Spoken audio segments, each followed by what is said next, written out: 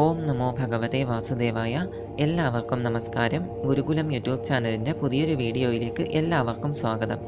അപ്പോൾ ഞാൻ ഇന്ന് പറയാൻ പോകുന്നത് കൽക്കി പുരാണത്തിൻ്റെ തുടർ ഭാഗങ്ങളാണ്. ഇന്നത്തെ വിഷയമെന്ന് പറയുന്നത് കൽക്കി ഭഗവാന് അഥവാ കൽക്കി അവതാരത്തിന് സന്തത സഹചാരികളായി കൽക്കി ഭഗവാന്റെ അനുയായികളായിട്ട് ഭൂമിയിൽ ചിലരെയൊക്കെ പരിചയപ്പെടുത്തി വച്ചിട്ടുണ്ട്. അപ്പോൾ സകല ദേവന്മാരും കൽക്കി ഭഗവാന്റെ സഹായത്തിന് വേണ്ടിയിട്ട് കലിദോഷം മുക്തിക്കും അതുപോലെ തന്നെ കലിയുഗത്തെ അവസാനിപ്പിച്ച് കൃതായുഗത്തെ സ്ഥാപിക്കുവാനും വേണ്ടിയിട്ട് സകലമാന ദേവീദേവന്മാരും ഭൂമിയിൽ പിറക്കുന്നുണ്ട് അനേക രൂപങ്ങളിൽ. അതൊക്കെ തന്നെ കൽക്കി ഭഗവാനെ സഹായിക്കുവാൻ വേണ്ടിയിട്ടാണ്. പക്ഷേ ഇവിടെ കൽക്കി ഭഗവാന്റെ സന്തത സഹചാരികളായിട്ട് ചില വ്യക്തികളെ പരിചയപ്പെടുത്തുന്നുണ്ട് കൽക്കി പുരാണത്തിൽ. അതിനു മുൻപായിട്ട് കൽക്കി ഭഗവാന്റെ ജനന സമയത്ത് തന്നെ കലിദോഷത്തിൽ നിന്നും അനേകം മാറ്റങ്ങൾ ഭൂമിയിൽ വരുന്നതായിട്ട് ഞാൻ കഴിഞ്ഞ വീഡിയോയിൽ പറഞ്ഞിരുന്നു. അതായത് കലിദോഷം എപ്പോഴാണ് ഭൂമിയിൽ തുടങ്ങുന്നത്? ശ്രീകൃഷ്ണ പരമാത്മാവിൻ്റെ പാദസ്പർശം ഭൂമിയിൽ നിന്നും പോയപ്പോഴാണ്. അപ്പോൾ ശ്രീകൃഷ്ണ പരമാത്മാവിൻ്റെ തന്നെ അംശമായ കൽക്കി ഭഗവാന്റെ പാദസ്പർശം ഭൂമിയിൽ വന്നപ്പോൾ തന്നെയും വരുന്ന സമയമാകുമ്പോൾ തന്നെയും കലിദോഷവും കലിപുരുഷൻ്റെ പ്രഭാവവും വലിയ തോതിൽ ഭൂമിയിൽ കുറയുന്നുണ്ട്.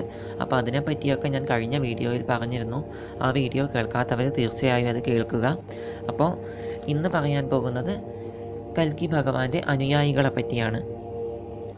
കൽക്കി ദേവൻ ശുക്ലപക്ഷ ചന്ദ്രനെ പോലെ വളർന്നു വരുവാൻ തുടങ്ങി. അതായത് ശുക്ലപക്ഷ ചന്ദ്രൻ എന്ന് പറഞ്ഞാൽ പൗർണമി, പൂർണ്ണ നിലാവിനെയാണ് പറയുന്നത്. ആ ഒരു തേജസ്സോടു കൂടെ തന്നെ നല്ല പ്രശോഭിതമായിട്ട് കൽക്കി ഭഗവാൻ ഭൂമിയിൽ വളർന്നു വരുവാൻ തുടങ്ങി. കൽക്കി ദേവന് കവി, പ്രാജ്ഞർ, സുമന്ത്രർ എന്നിങ്ങനെ 3 ജ്യേഷ്ഠ സഹോദരന്മാരുണ്ടായിരുന്നു. 3 സഹോദരന്മാരാണ് കവി, പ്രാജ്ഞൻ, സുമന്ത്രർ. അവർ സർവശാസ്ത്രങ്ങളിലും പാണ്ഡിത്യം നേടി. കൂടാതെ ഗുരു, പിതാവ്, മാതാവ് തുടങ്ങിയവരിൽ നിന്ന് ഭക്തിയോടു കൂടിയവരും ധർമ്മജ്ഞരും ചിത്തനിയന്ത്രണത്തോടു കൂടിയവരും, അതായത് മനസ്സിനെ നിയന്ത്രിക്കാൻ സാധിക്കുന്ന രീതിയിൽ, അതായത് ദോഷങ്ങളിലൊന്നും പോവാതെ കലിപുരുഷന് മനസ്സിന് കീഴ്പ്പെടാതെ സ്വന്തം മനസ്സിനെ സ്വയം നിയന്ത്രിക്കുന്ന രീതിയിലുള്ള ആൾക്കാരായിരുന്നു അവരൊക്കെ തന്നെ. അങ്ങനെ അവർ ഗർഗ്യൻ, ഭർഗ്യൻ, വിശാലൻ തുടങ്ങിയ മിത്രങ്ങളോടുകൂടെ വിശാഖയൂപൻ എന്ന രാജാവിൻ്റെ സംരക്ഷണയിൽ കഴിഞ്ഞു വന്നു. അപ്പോൾ ഇവരൊക്കെ ആയിരുന്നു കൽക്കി ഭഗവാന്റെ അനുയായികൾ അഥവാ സന്തത സഹചാരികളായിട്ട് നിലനിന്നിരുന്ന ആൾക്കാർ. എല്ലാത്തിലും ഭൂമിയിൽ കൽക്കി ഭഗവാന്റെ കൂടെ തന്നെ നിന്ന ആൾക്കാരായിരുന്നു ഇവരൊക്കെ. കവി, പ്രാജ്ഞൻ, സുമന്ത്രർ തുടങ്ങിയ ജ്യേഷ്ഠ സഹോദരന്മാരും അതുപോലെ ഗർഗ്യൻ, ഭർഗ്യൻ, വിശാലൻ തുടങ്ങിയ മിത്രങ്ങളും അതുപോലെ തന്നെ വിശാഖയൂപൻ എന്ന ആ ഒരു ശമ്പളദേശത്തിൻ്റെ രാജാവും. ശമ്പളദേശം ഉൾപ്പെടുന്ന രാജ്യത്തിൻ്റെ പേര് മാഹിഷ്മതി എന്നാണ്. ആ മാഹിഷ്മതിയിലെ രാജാവായ വിശാഖയൂപനും കൽക്കി ഭഗവാനെ അനേകം രീതിയിൽ സഹായിക്കുന്നുണ്ട്. അങ്ങനെ ബ്രഹ്മസ്വരൂപനായ കൽക്കി ദേവനെ ദർശിച്ചതോടുകൂടെ അവർ ബ്രാഹ്മണാദി വർണ്ണക്കാരുടെ സകല ദുഃഖങ്ങളും തന്നെ നശിച്ചു പോവുകയാണ് സംഭവിക്കുക. അതായത് ബ്രാഹ്മണാദി വർണ്ണക്കാരെന്ന് പറയുന്നത് ബ്രാഹ്മണർ മുതലായ സകല വർണ്ണങ്ങളും, വർണ്ണം എന്നതുകൊണ്ട് ഇവിടെ ഉദ്ദേശിക്കുന്നത് മനുഷ്യൻ്റെ സ്വഭാവങ്ങളെയാണ് കേട്ടോ. അപ്പോൾ സകല സ്വഭാവങ്ങളും ബ്രാഹ്മണരെന്ന് അവിടെ എടുത്തു പറയുന്നേ ഉള്ളൂ. ബ്രാഹ്മണാദി വർണ്ണങ്ങൾ എന്നാണ് പറയുന്നത്. ബ്രാഹ്മണർ ഉൾപ്പെട്ട സകലമാന വർണ്ണങ്ങളുടെയും എല്ലാ വർണ്ണങ്ങളിലും പെട്ട ആൾക്കാരുടെ, വർണ്ണം എന്നത് ഇവിടെ നിറത്തിനെയൊന്നും അല്ല സൂചിപ്പിക്കുന്നതെന്ന് ആദ്യമേ പറയുകയാണ്. മനുഷ്യൻ്റെ സ്വഭാവത്തെയാണ് സൂചിപ്പിക്കുന്നത്, സാത്വിക, രാജസ, താമസ പ്രകൃതികളെ. അപ്പോൾ സകലമാന ആൾക്കാരുടെയും സർവ്വ ദുഃഖങ്ങളും, കലിപുരുഷൻ്റെ പ്രഭാവത്താൽ ഉണ്ടാക്കപ്പെട്ട സകല ദുഃഖങ്ങളും, ദുഃഖമെന്ന് പറഞ്ഞാൽ തന്നെ കലിദോഷമാണ്. അപ്പോൾ ദുഃഖം നശിച്ചു എന്ന് പറയുന്നത് കലിദോഷം, കലിയിൽ നിന്നും മുക്തമാവാൻ തുടങ്ങിയിരിക്കുന്നു എന്നതാണ് ഇവിടെ ഉദ്ദേശിക്കുന്നത്. അങ്ങനെ ഒരു നാള് വിഷ്ണു യശസ് അഥവാ പിതാവ് കൽക്കി ദേവനെ അടുത്തേക്ക് വിളിച്ചു കൊണ്ടുവന്നിട്ട് ഇപ്രകാരം പറയും: മകനെ, ഞാൻ നിന്റെ ഉപനയനം നടത്തി സാവിത്രി മന്ത്രം ഉപദേശിച്ചു തരാൻ പോവുകയാണ്. പിന്നെ നീ സർവവേദങ്ങളും നല്ലതുപോലെ അധ്യയനം ചെയ്യണം എന്നും വിഷ്ണു യശസ് കൽക്കി ഭഗവാനോടായിട്ട് പറയും. ആ സമയത്ത് കൽക്കി ദേവൻ ചോദിക്കും: പിതാവേ, വേദം എന്നാൽ എന്താണ്? സാവിത്രി മന്ത്രം എന്താണ്?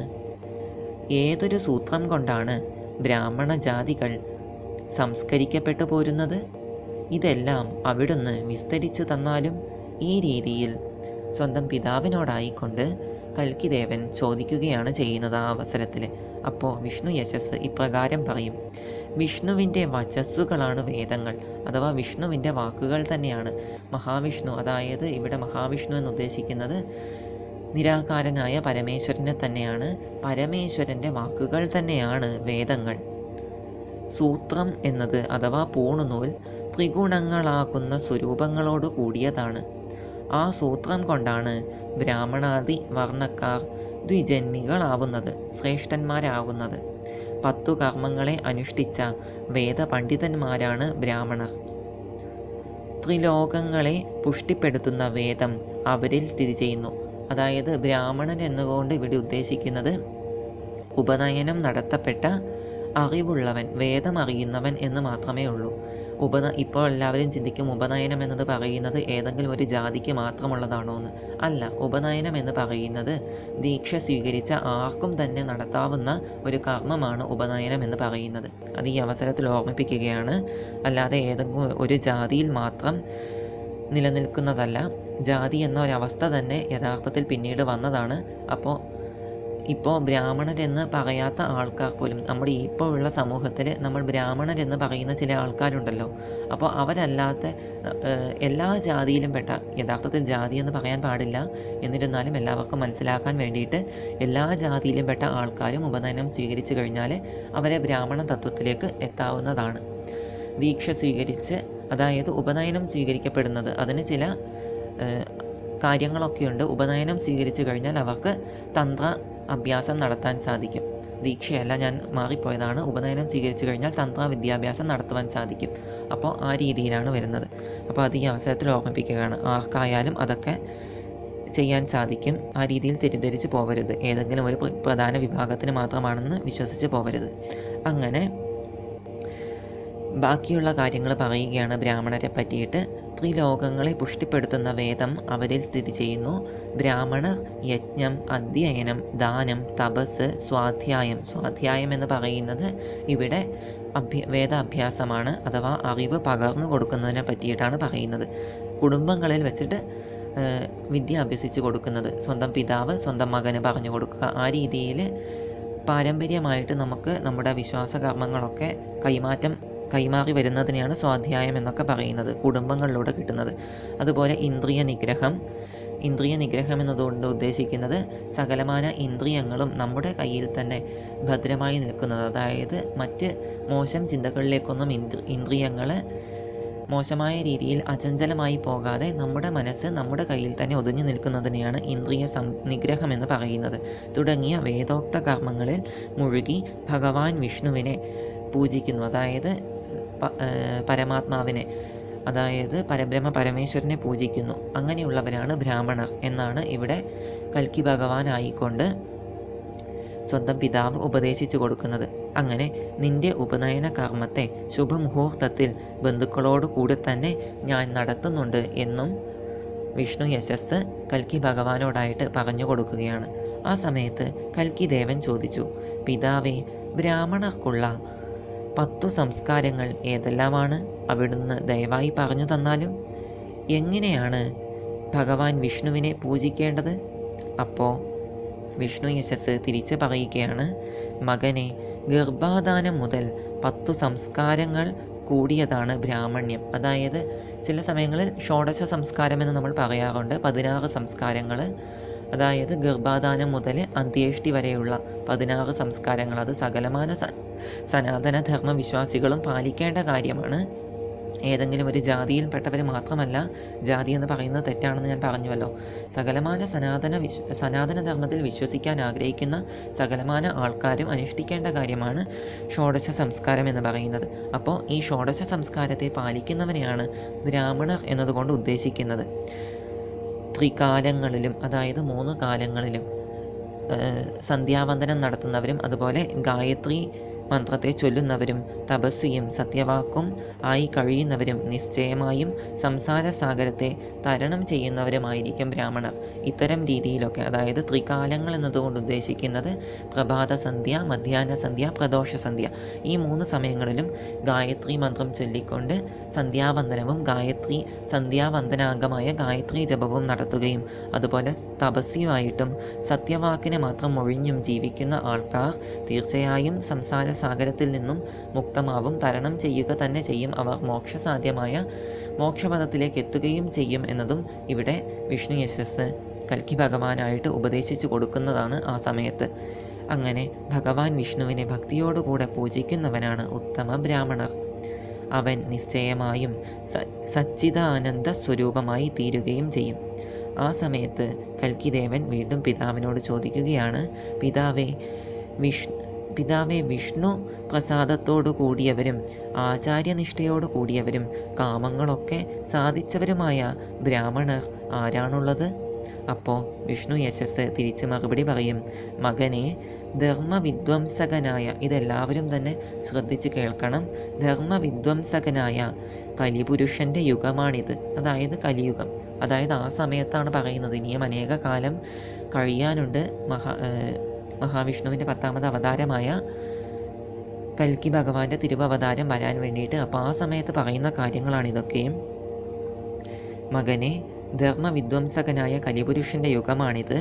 ബ്രാഹ്മണദ്വേഷിയും, അതായത് സജ്ജനങ്ങൾ എന്നതുകൊണ്ടാണ് ഉദ്ദേശിക്കുന്നത്, സജ്ജനങ്ങളെ ഉപദ്രവിക്കുന്നതും അധർമ്മത്തിൻ്റെ മൂർത്തഭാവവുമായ കലിയുടെ ദുഷ്ടപ്രവൃത്തി കൊണ്ട് ധർമ്മനിഷ്ഠരായ ബ്രാഹ്മണർ ദ്വീപാന്തരങ്ങളിൽ, അതായത് ദ്വീപുകളുടെ അന്തരങ്ങളിൽ, സപ്തദ്വീപുകളുണ്ടെന്ന് പറയുന്നുണ്ടല്ലോ, അപ്പോൾ സപ്തദ്വീപുകളുടെയും അന്തരങ്ങളിൽ ചെന്ന് വസിക്കുന്നു.